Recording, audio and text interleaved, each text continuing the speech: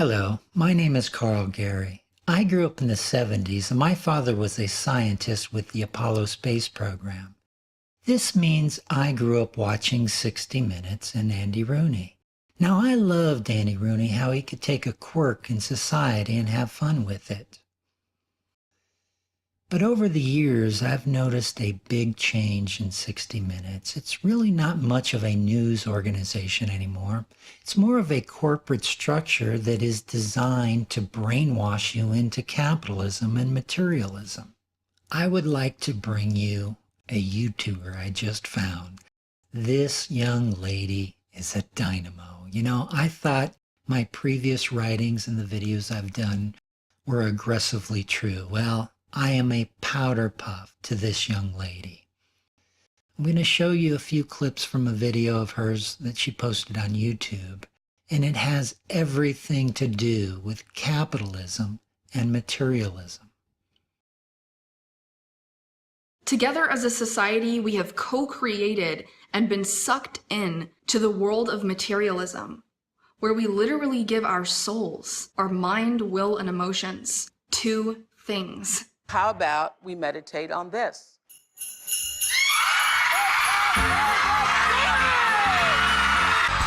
Brand new iPhone! Cherry crystal with white sapphires. There ain't nothing wrong with a little bit of bling.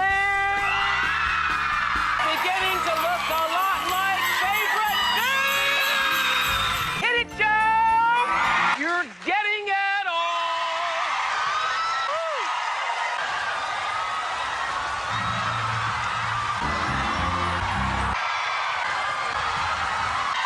I just spent the last 3 weeks getting rid of things that I had bought in my hypnotized fascination with materialism. Stuff, just stuff that makes you feel like you have nice things. I got rid of it.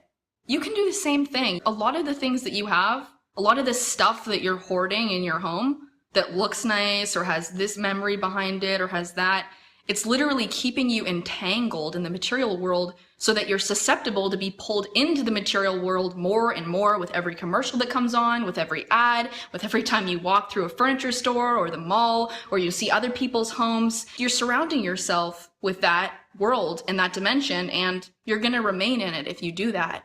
And it's not worth it. It's so not worth it. You guys know I'm mason jar obsessed. I'm absolutely obsessed with these kinds of mirrors. Absolutely amazing pillow. I am ridiculously obsessed with succulent. My new car, a Lamborghini. Just look at it, just look at it. Look at this. There's carbon fiber everywhere. What are we living for? Are we living for things? Or are we living for the people and the animals and the future generations that we're sharing this place with?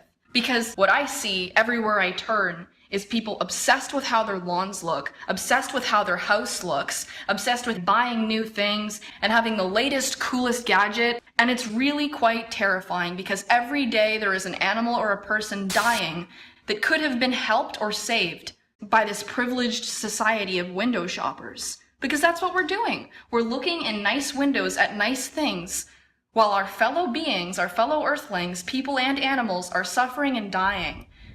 And we're just happy to get a nice new addition to our kitchen or a nice new addition to our home. Holy crap, it's as big as the wall! We're all guilty of it. And we all deserve self-actualization. We all deserve to live the life that we want. But the level to which we are worshiping materialism and the level to which we are being sucked into the material dimension, like I said, it's terrifying. Look at the size of this, like you stand there, like leave your arm up, like that. Even spiritual people and motivational speakers and leaders and artists and creators, look at some of their homes.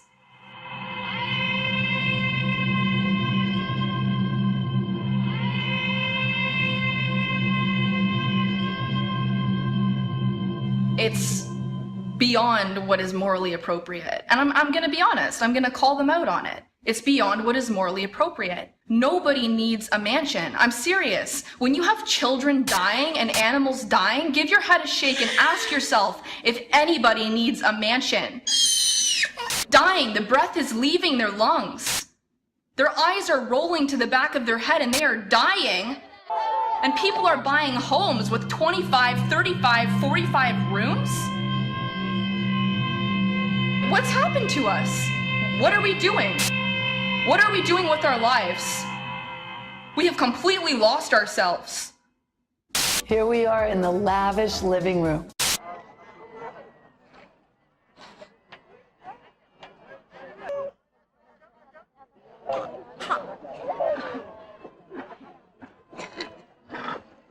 I'm not telling you to sell everything you own, but I'm asking you to reassess how you're living and what you're living for, and what you're serving. What are you serving here on this planet? Our addiction to materialism and our fascination and worship of materialism has actually structured our economy in a way where our economy depends on us continuing and perpetuating our addiction to the material world. People's jobs, people's ability to make a living is now dependent on us continuing to want more and more and more and more. We're gonna have to change. If the change that needs to happen on this planet means that we're going to have to create new jobs and change the way that we live, then that's just what we have to do. Change is difficult, but it's not nearly as bad as what we're doing right now and the effect that that's having on humanity as a whole. This is a reason to have a child. How cute is that? Super. Okay, that's my favorite. So this is what I think about shoes. You gotta have at least 5 pair. Take a picture of it on my arm. Hello, darling. You like it? And we can change. We can choose to change. We can choose what we give our consciousness and our attention to and why. So wake up and don't be controlled by this sensory perception that you have, which is the ability to see. Don't be controlled and hoard things into your reality because it looks nice. Don't live for that, because that's not worth living for. Wow, was that good? This young lady pointed out that we should stop idolizing the rich and the famous, you know? They really have bad shopping habits. They're really heartless. They'd rather buy big mansions than help the poor. They're not about helping the poor, or they wouldn't be buying big mansions with 40 rooms.